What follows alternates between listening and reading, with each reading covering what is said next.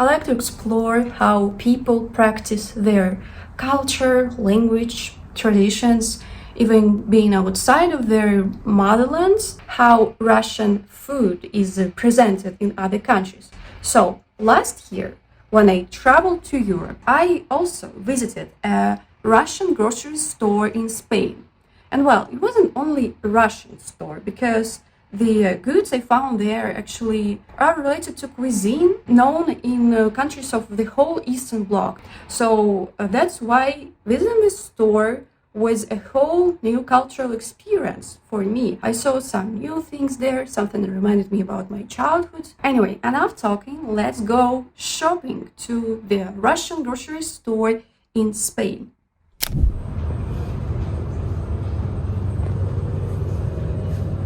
So now I am in Spain, Catalonia, Barcelona. This is a mixed market store with goods not only from Russia but also from Ukraine and also from Baltic countries. So today we will see what goods are familiar to me. Maybe there will be something new. Okay, let's go.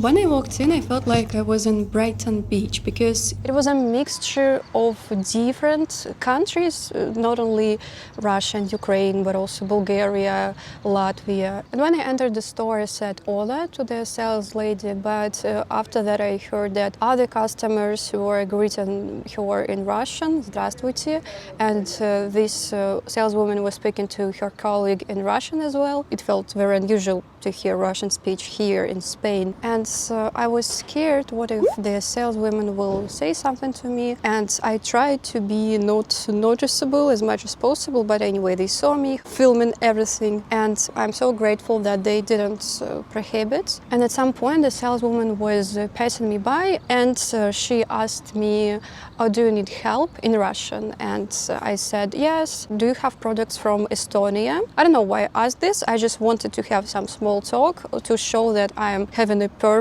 here in the store. She said, no, we unfortunately don't have, but for example, this buckwheat is from Lithuania. And this buckwheat, by the way, was really interesting because it was shells of buckwheat, very unusual.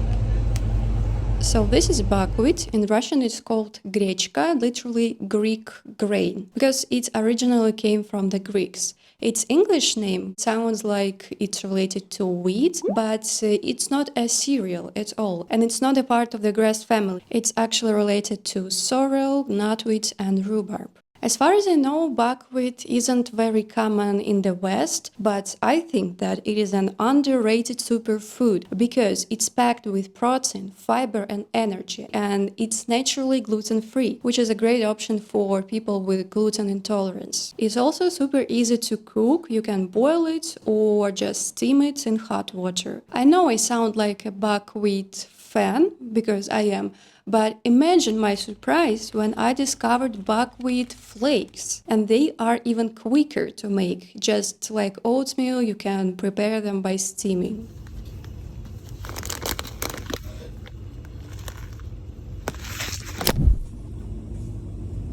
And this is tushonka. It comes from tushenia, which is braising, and it is a type of canned stewed meat. Unlike many Western canned products, tushonka contains separate chunks of meat mixed with lard and jelly. It is included to the Russian military field rations and commonly used in camping expeditions. And there were some goods that I've never seen. For example, there were even canned vine leaves for making dolma, that is minced meat wrapped in grape leaves. I firstly saw it in Georgia and I was surprised that this exists because I am used to a Slavic version of this dish. It's called golubцы, where the grape leaves are replaced with cabbage. These are canned soups. They are already cooked and you just have to heat them. This is рассольник, a Russian soup made with pearl barley, meat, and pickled cucumbers.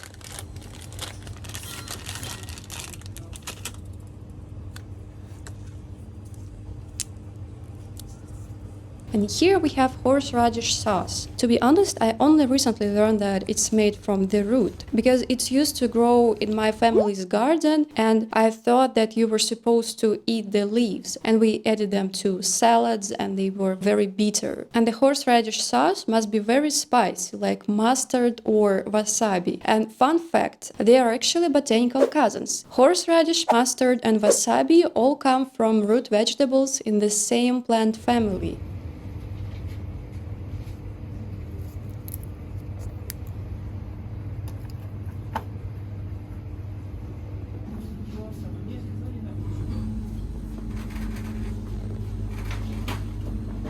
These are sunflower seeds. I used to eat them all the time, and they are sold unpeeled, so we have to crack them open one by one, which makes it difficult to eat, but that's the whole point. And behind this harmless sunflower actually hides a whole criminal backstory, because these seeds are stereotypically associated with gopniks. It is a collective image of people from lower classes, often associated with criminality. And following this tradition, the brand of these seeds is called Tambov wolf, referring to a wolf from the Russian city of Tambov.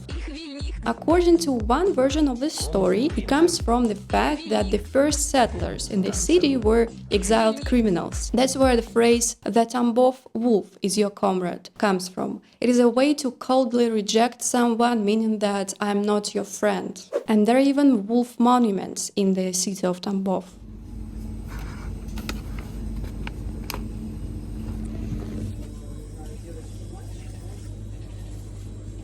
This is kisel. It is a sweet jelly-like drink made from fruits and berries with added starch. It was a staple in school cafeterias during the USSR, and even in my school we also had this drink, and I have to admit I always hated it. But some kids actually liked it, and one of my classmates even used to buy a brick of dry kisel and eat it like candy.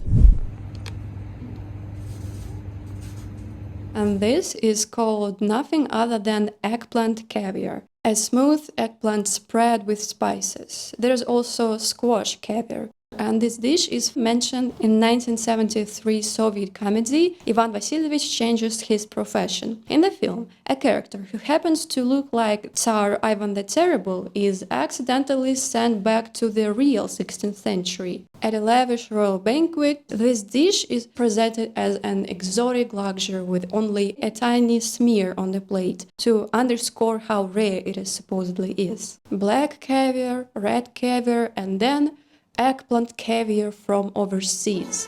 Икра черная, красная, да, заморская икра. Баклажанная.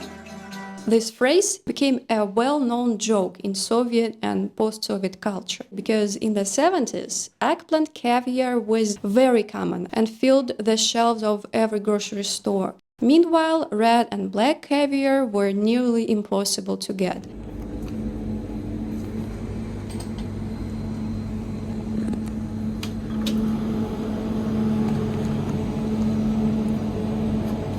And this is the iconic Russian beer, Baltika. The numbers on the bottle indicate the variety. Troika is a classic lager, but the brand shows up everywhere in the store, not just on beer cans, but on a stand with spices and even bookshelves. Yes, the Baltika Book of Records, Russia's answer to Guinness. Matching the brand, some books here are quite questionable. This is a kind of stuff that is usually sold at a huge discount in bookstores.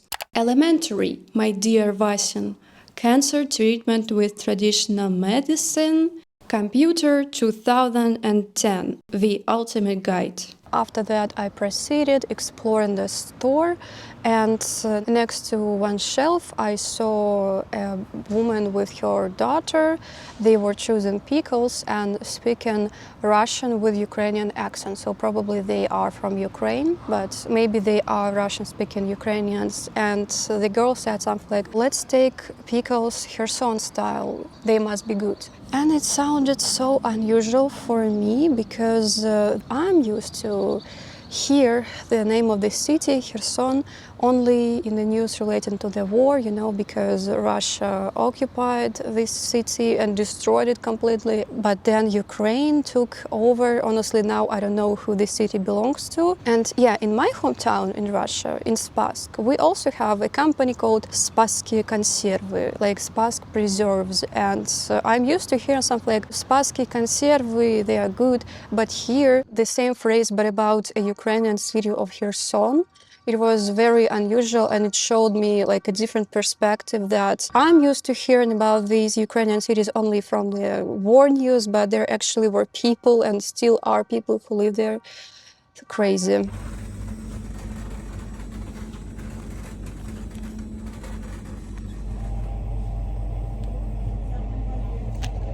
I found a lot of familiar sweets in the confectionery department. For example, this one is called Romashka or chamomile. I remember this one pretty well because I used to collect candy wrappers, and this one was my favorite. Another unusual thing was to see these Russian candies and Russian candies named Artek next to each other because, well, Russian is a company of a former Ukrainian president, Poroshenko. These candies are produced in Ukraine and they actually used to be even sold in Russia, but in 2014 this corporation ceased its activity in Russia. And as I checked, the other candy, Artek, is produced in Russia. And well, Artek is a name of a children's camp that is located in Crimea. And after Russia annexed Crimea, they took on this camp really actively, showing that look how poor it was under Ukraine, but we are developing it here, sending our Russian youth to this camp. Anyway, it was really strange to see this Russian corporation and Artek candies produced in Russia just next to each other. But my personal childhood trauma was the disappearance of these Russian candies, the fizzy shipuchka and the extremely sour kislinka. They were super popular in Russia until they suddenly vanished around 2013. Only recently did I learn that they were banned after Rospotrebnadzor allegedly found traces of some dangerous chemical in them. But honestly, I think it was because of politics. That's how Putin stole my childhood.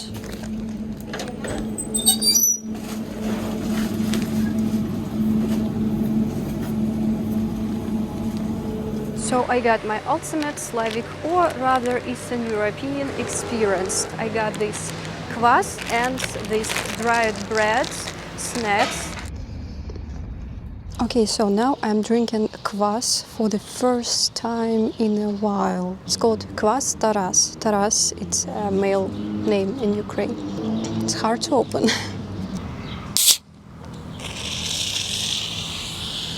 It's not beer, I swear.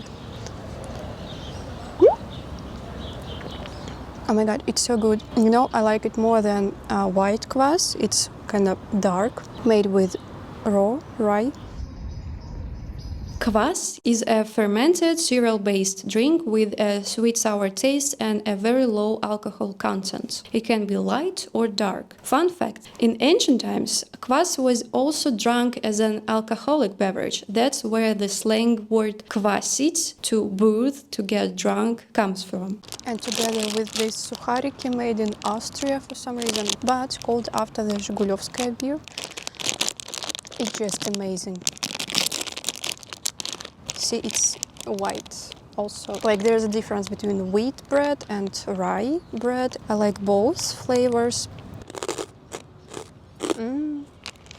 Taste of the childhood.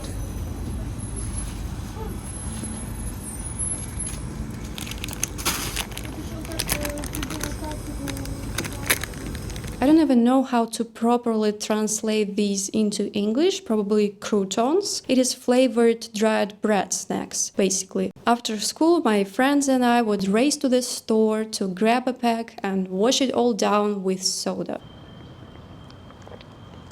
Oh my god, that's amazing. Okay, I'm ready to return to Russia.